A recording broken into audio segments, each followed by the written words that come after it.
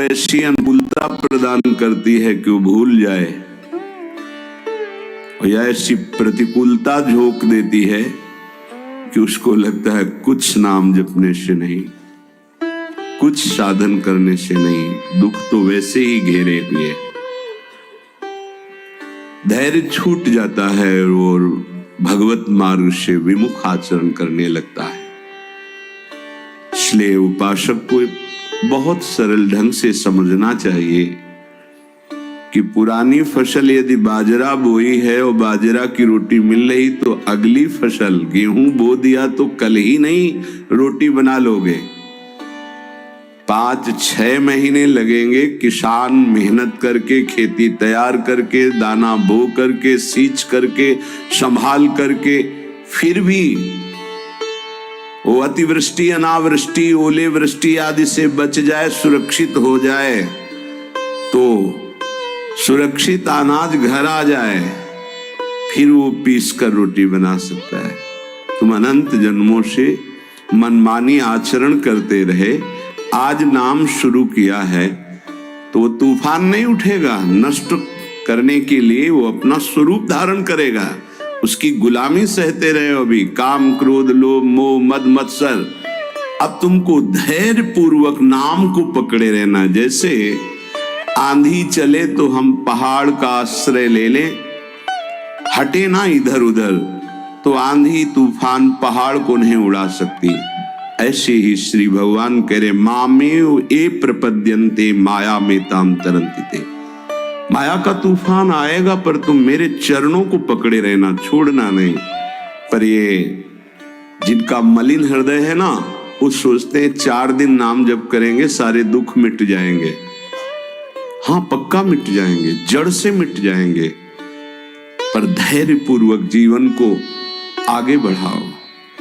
भगवत विमुख होने से तुम्हारा मंगल ही अमंगल है, भगवत सन्मुख होने पर मंगल ही मंगल है। थोड़ा धैर्य धारण करो, तुम्हारी ये फसल तैयार हो जाए, फिर देखना आनंदित हो जाओगे।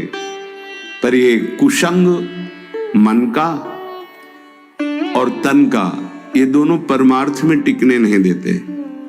जहां ऐसे मित्र जन मिले जो गलत आचरण करने वाले होते हैं, वो पूछते हैं, तुमने शराब छोड़ दिया, मांस छोड़ दिया, तुम नाम जप करने लगे, कुछ लाभ हुआ? अरे कुछ नहीं होने वाला, तुम देख लो करके। उसके दिमाग में माया तो आक्रमण किए ही है। तत्काल नकारात्मक भाव आ जाता है कि नहीं नहीं, भगवत मार्ग में कुछ नहीं मिला, ठीक कह रहे हो, तो आओ हमारे संग फिर हो जाओ। फिर वो माया के मलिन आचरणों में उतर जाता है। वो संत द्रोह, भगवत द्रोह उसके हृदय में अपना स्थान बना लेता है। फिर जन्म जन्मांतर, युग युगांतर कब अवसर आएगा भगवत मार्ग में चलने का। इसलिए जिनको सत्संग मिला है, जिनको नाम जपने का सौभाग्य मिला है, उनको बहुत धैर्यवान होना पड़ेगा। इसको ऐसे पकड़ना होगा कि जैसे हम बहुत बीमार हैं और इस औषधि के सिवा हमारा कोई रास्ता नहीं बचने का, अब हमको ये औषधि खानी ही है। जासु नाम भवभेषज हरनि घोर त्रैशूल, तीनों तापों का नाश करने की सामर्थ्य और संसार समुद्र से पार करने की सुदृढ़ नौका, भवरोग की अचूक औषधि नाम है। हमारा भाव बने न बने, भाव बिगड़ जाए, कोई बात नहीं, तुम नाम मत छोड़ना, हमारी प्रार्थना मानना, नहीं तो ये तूफान माया का आपको उड़ा ले जाएगा, परमार्थ में नहीं खड़ा होने देगा। बहुत धैर्य पूर्वक दीर्घ काल तक चला जाता है। धैर्य कहते हैं लाभ मिले ना मिले, हानि मिले, अपमान मिले, सम्मान मिले, हम किसी भी स्थिति में अब नाम नहीं छोड़ सकते। वो जीत जाएगा माया से। विपक्ष बहुत जोरदार है, आप क्या समझते हो? आप भगवान के अंश हो, ये भूल चुके हो, लेकिन वो नहीं भूली, वो भगवान की शक्ति है। भगवान कह रहे हैं मम माया दुरत्य, मम माया, मम मेरी है। जैसे ममैवांशो आपको बोला तो विपक्ष को भी बोला मम माया। अब आपको सावधान करने के लिए भगवान ही, संत, गुरुदेव, शास्त्र इस रूप में संबोधन करते हैं। तो अगर आप इनकी बात मान जाओगे तो माया भगवती कृपा करेंगे और अपना प्रभाव समेट लेंगी, और यदि आप इनकी अवहेलना उल्लंघन करोगे तो फिर उनके प्रभाव से बड़े बड़े ज्ञानी परास्त हो गए हैं। जो माया बहुबार नचावा, दास चरित को लख नहीं पावा, ऐसी विचित्र है, बहुत बहुत विचित्र।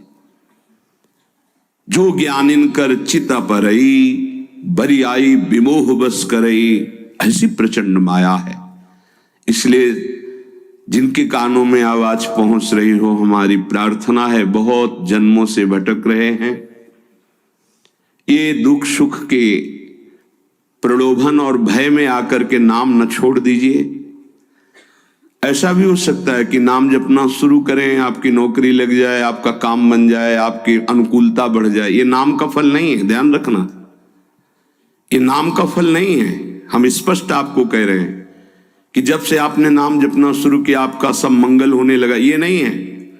ये आपके पुण्यों का है, पूर्व पुण्यों का है।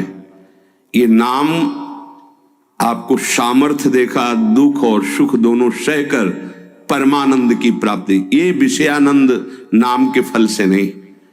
आप नाम जपना शुरू किए, सब कुछ बिगड़ना शुरू हो गया, ये नाम का फल नहीं है, ये आपके पाप नष्ट हो रहे हैं। विवेक पूर्वक चलिए। अगर विवेक नहीं धारण करेंगे तो फिर सब मार्ग छूट जाएगा। विवेक इसी से उत्पन्न होता है, सत्संग से। जहां विवेक जागृत हुआ वो आपको टिका देगा परमार्थ में, नहीं तो बहुत बलवती भगवान की माया है। जब लोगों के विचार सुने तो लगता है कैसे निकल पाएंगे इस माया से। आप निकलना ना चाहे तो किसी की सामर्थ्य नहीं कि आपको निकाल सके। स्वयं श्री भगवान आपके हृदय में बैठे हैं। क्या हो रहा है? दुर्गति हो रही। क्यों? क्योंकि आप नहीं निकलना चाहते, इसलिए। भगवान हृदय में बैठे हैं, नहीं निकल पा रहे हो, बात मान लो। आप निकलना चाहो तो निकल सकते हो, आप न निकलना चाहो तो किसी की ताकत नहीं कि आपको इस माया प्रपंच से निकाल सके। इसलिए आपसे प्रार्थना है कि आप निकलने की कोशिश कीजिए। इसका बड़ा ही प्रलोभन और भुलावा प्रभाव है। प्रलोभन और भुलावा एक क्षण में भुला दे सारे ज्ञान विज्ञान को और अपने में आकर्षित कर दे, उसका नाम माया। ऐसे प्रलोभन फेंक दे कि जानबूझकर तुम भगवान को भूल जाओ और उन प्रलोभनों में लग जाओ, उसका नाम माया।